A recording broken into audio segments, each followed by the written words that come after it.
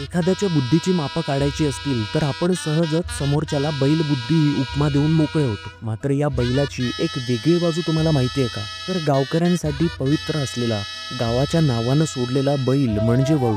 आणि याच वळूवर 2008 साली उमेश कुलकर्णी यांनी एक हटके आणि यशस्वी फिल्म बनवली होती. या फिल्ममधील आधी शांत असलेला मात्र अलीकडे अग्रेसिव्ह झालेला डुरक्या म्हणजेच वळू गावात गोंधळ माजवत असतो आणि हाच गोंधळ सोडवायला फॉरेस्ट ऑफिसर स्वानंद गड्डमवार गावात येतो. गावकऱ्यांचे अनुभव आणि डुरक्याचं वागणं समजून घेत तो एक प्लॅन आखतो. या फिल्ममध्ये असलेली कॅरेक्टर्स, तिथला निसर्ग, तिथलं गाव अतिशय सुंदर पद्धतीने दिग्दर्शकाने पडद्यावर आणलं. ही फिल्म बघताना यावर प्रसिद्ध शिकारी आणि संवर्धक जिम कॉर्बेट यांचा प्रभाव आपल्याला स्पष्टपणे जाणवतो. स्वानंद गड्डमवार यांच्या कॅरेक्टरमध्ये कॉर्बेटची पद्धत आणि तत्व ही वेळोवेळी दिसून येतात. निसर्ग समजून घ्या, सहजीवन जपा आणि शांततेत जगा हा संदेश देत ही फिल्म प्रेक्षकांच्या मनात अगदी हसत खिदळवत घर करून जाते.